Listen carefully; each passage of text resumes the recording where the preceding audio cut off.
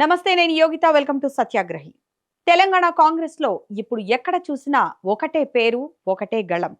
Hot topic గా మారారు MLC Vijayashanti.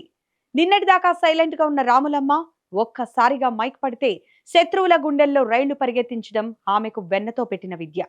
కానీ ఈసారి ఆమె టార్గెట్ చేసింది ప్రతిపక్షాలను కాదు, సాక్షాత్తు తను ఉన్న సొంత కాంగ్రెస్ ప్రభుత్వాన్ని. సీఎం రేవంత్ రెడ్డి మార్క్ పాలనపై విజయశాంతి కురిపించిన ప్రశ్నల వర్షానికి గాంధీ భవన్ తో పాటు సచివాలయం కూడా తడిసి ముద్దయిపోయింది. పదవులు అనుభవిస్తున్న నాయకులారా, అసలు తెలంగాణ రాకపోతే మీరు మంత్రులు, ముఖ్యమంత్రులు అయ్యేవారా అంటూ నేరుగా ముఖ్యమంత్రి రేవంత్ రెడ్డి ముఖం మీదే కొట్టినట్టు ప్రశ్నించారు.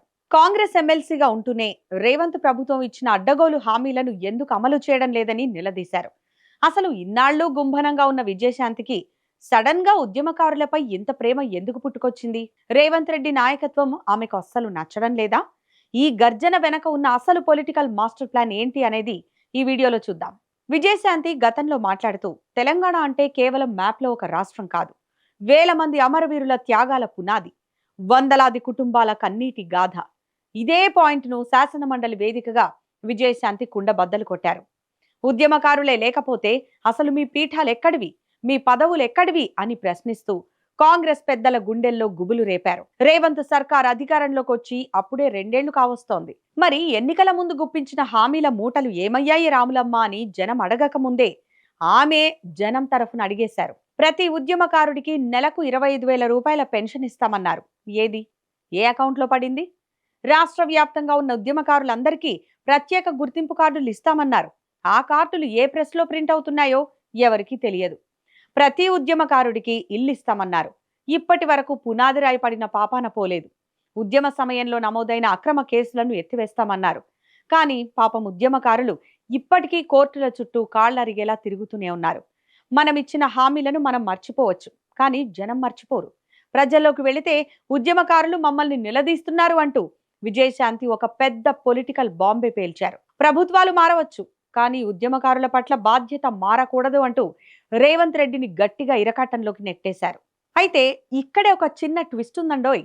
ఇన్నాళ్లు సైలెంట్ గా ఉన్న విజయశాంతికి ఉన్నట్టుండి ఉద్యమకారులపై ఇంత ప్రేమ, రేవంత్ రెడ్డి ప్రభుత్వంపై ఇంత కసి ఎందుకు పుట్టుకొచ్చాయా అని పొలిటికల్ సర్కిల్స్ ముక్కున వేలేసుకుంటున్నాయి. గత ఎన్నికల ముందు బీజేపీకి రామ్ రామ్ చెప్పి కాంగ్రెస్ కండువా కప్పుకున్న ఈమెకు పార్టీ ఎమ్మెల్సీ ఇచ్చి బాగానే సత్కరించింది.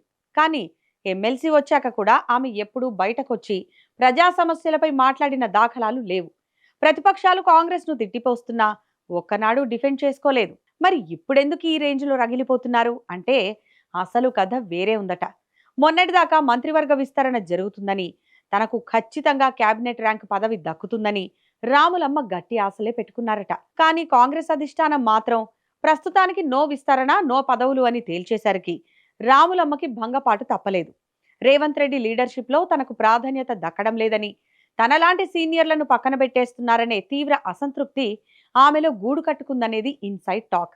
అందుకే రేవంత్ నాయకత్వం నచ్చక ఇలా ఉద్యమకారుల అస్త్రాన్ని బయటకు తీసి సొంత ప్రభుత్వంపైనే యుద్ధం ప్రకటించారని విశ్లేషకులు చెవులు కొరుక్కుంటున్నారు. ఈ దెబ్బతో కాంగ్రెస్ కు గుడ్ బై చెప్పి మరోసారి పార్టీ మారడానికి రాములమ్మ రూట్ మ్యాప్ సిద్ధం చేసుకుంటున్నారనే ప్రచారం జోరందుకుంది.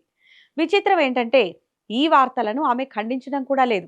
దీంతో విజయశాంతి పార్టీ మారడం ఖాయమని రాజకీయ విశ్లేషకులు భావిస్తున్నారు. వచ్చే ఎన్నికల నాటికి ఈ ఫైర్ బ్రాండ్ కాంగ్రెస్ కు గుడ్ బై చెప్పడం పక్కా అని రాజకీయ పండితులు లెక్కలు వేసుకుంటున్నారు. మరి సొంత గూటి నుంచే వస్తున్న ఈ తీవ్రమైన విమర్శలపై, ముఖ్యంగా రాములమ్మ విసిరిన ప్రశ్నలపై సీఎం రేవంత్ రెడ్డి ఎలా స్పందిస్తారు? లైట్ తీసుకుంటారా, లేక దిద్దుబాటు చర్యలు చేపడతారా? ఒకవేళ రేవంత్ సర్కార్ తగ్గకపోతే విజయశాంతి నిజంగానే కాంగ్రెస్ కు టాటా బై బై చెప్పేసి మళ్ళీ పాతగూటికి చేరుకుంటుందా? మీరేమనుకుంటున్నారు? రేవంత్ రెడ్డి పాలనపై విజయశాంతి చేసిన వ్యాఖ్యలు కరెక్టేనా? ఈ వీడియో కింద కామెంట్ సెక్షన్ లో మీ అభిప్రాయాన్ని తప్పకుండా మాకు తెలియజేయండి. అలాగే వీడియో నచ్చితే లైక్ చేయండి, షేర్ చేయండి. ఇలాంటి లేటెస్ట్ పొలిటికల్ అప్డేట్స్ కోసం మన ఛానల్ని ఇప్పుడే సబ్స్క్రైబ్ చేసుకోండి. Thanks for watching.